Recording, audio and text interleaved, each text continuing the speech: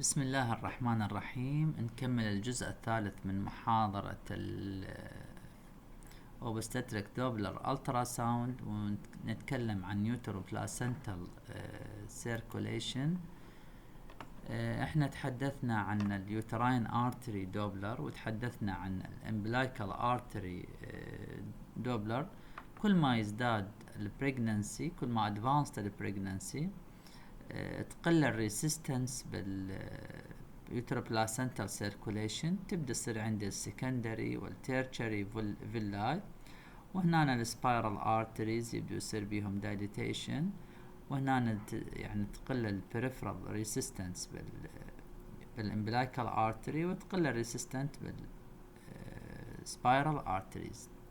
بالمحصلة يزداد يعني الاكستشينج بالانترفيلس سبيس. اذا صارت اي مشكلة عندي فيما يخص السبايرال ارتريز او التيرشري والسكندري فيلاي، تؤدينا الى زيادة الريسيستنت باليوتروبلاسنتال سيركوليشن، وقدرنا نعرف هاي التفاصيل كلها من خلال اليوتراين ارتري دوبلر ومن خلال الامبلايكال ارتري دوبلر.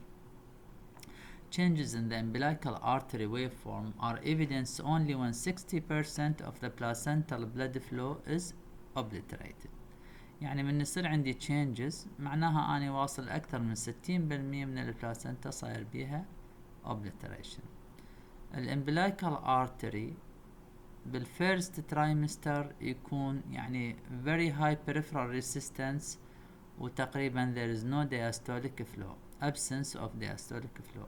بالايرلي سكند ترايمستر راح يكون عندي لو دياستوليك فلو، وهذا شكل الويف فورم. هنا السيستول والدياستول، مثل ما قلنا كل ما يكون الدياستول قريب على البيز لاين معناه البريفرال ريسيستنت كلش عالية والفلو قليل راح يكون بهاي الحالة. من نكون بالليت سكند والثيرد ترايمستر الريسيستنت further decrease and there is more diastolic flow، وهذا شكل النورمال فلو بالامبلايكال ارتري بالليت سكند والثيرد ترايمستر، ويكون الدياستول بعيد عن البيز لاين والار اي قريب.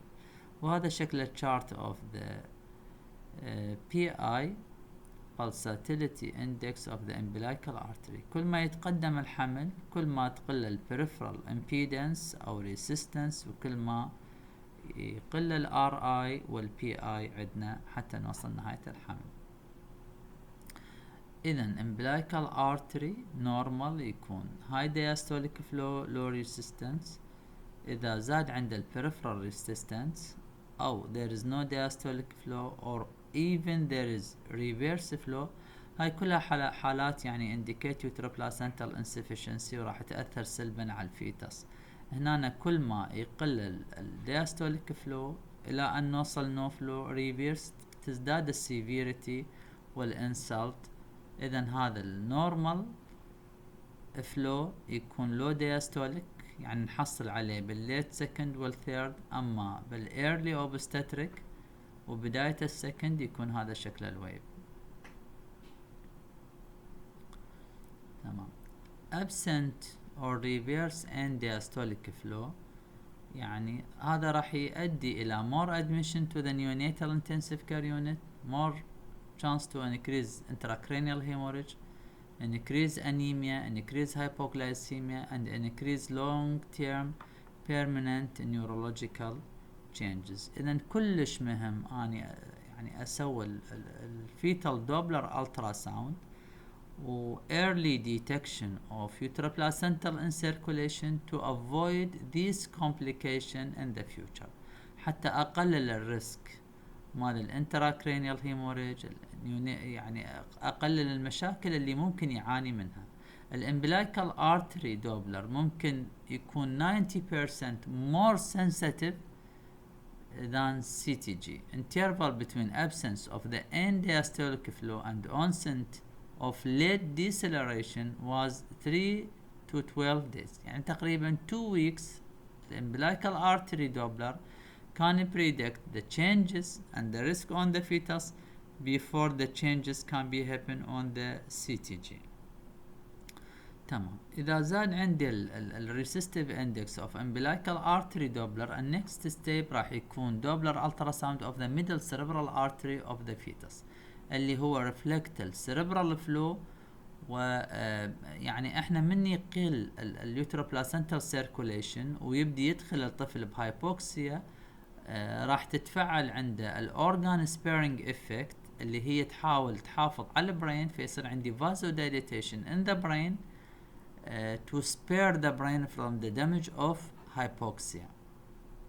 So الميدل cerebral artery كلش مهم to predict fetal hypoxia and the condition of the brain. شلون احصل على المقطع اللي اخذ من عنده؟ اني اروح على الليفل اللي انا اخذ من عنده البايبرايتال، اللي هو الليفل اوف ذا ثالاماي، وانزل جوا هذا الليفل بمقطع واحد. راح تظهر عندي السيركل اوفيلس، راح يطلع عندي الارتري اللي هو away from the probe لون ازرق، والارتري اللي باتجاه الفلو مالته باتجاه البروب راح يكون لون احمر. اخلي السامبل على الارتري، اضغط البلس ويف، راح تطلع لي هاي النورمال pulse of the middle cerebral artery، تكون هاي ريسيستنت فلو عكس الامبلايكال ارتري. يعني السيستول عالي والدياستول قريب على البيز لاين، والنورمال ار اي عادة يكون بين ال7 وال9. اذا تساوت الريسيستيف اندكس اوف ذا ميدل سيربرال ارتري ويا الامبلايكال، او صار اقل من عند الريسيستيف، يعني الريشيو كان بي انفيرت، معناه الطفل داخل ببرين هايبوكسيا، وهذا indication for termination of the pregnancy. لانه احنا ما نقدر نعرف ايش قد ممكن الطفل يبقى compensated the hypoxia by vasodilation of the cerebral arteries، وما نعرف يمتى يبدي يصير الانسلت والدمج to the brain. اذا هذا النورمال فلو انه تكون هاي سيستول لو دياستول، الدياستول قريب على البيز لاين، يعني increase resistance. بينما من ندخل ببرين هايبوكسيا راح يصير عندي dilatation of the middle cerebral artery، وراح تكون البلس كأنه قريبة على البلس of the umbilical artery doppler. هنا الدياستول بعيد عن البيز لاين، يعني there is high diastolic flow and low resistance. وهذا شكل الشارت بالميدل سيربرال ارتري، يكون يعني الريسيستنت عالية، تبدأ تقل كل ما يتقدم البريجننسي.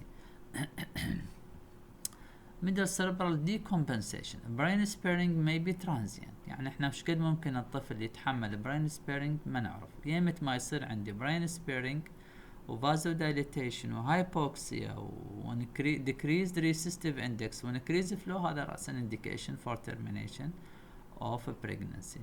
Overstress fetus can lose the brain sparing effect.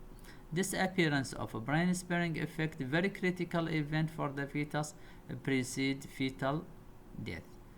Middle cerebral may have tremendous implication for determining proper. إذن الميدل cerebral هو كلش مهم to determine proper timing of delivery.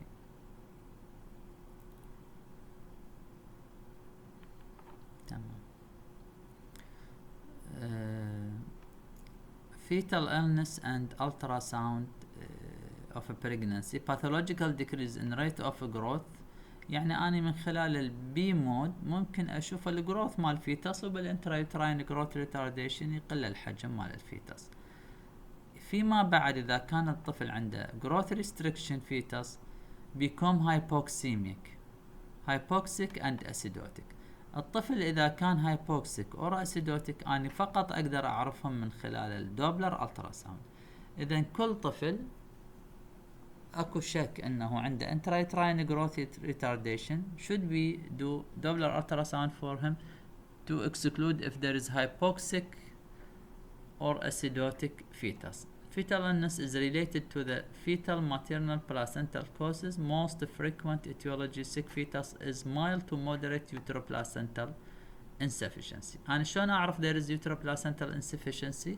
هذا راح يكون من خلال الدوبلر ultrasound.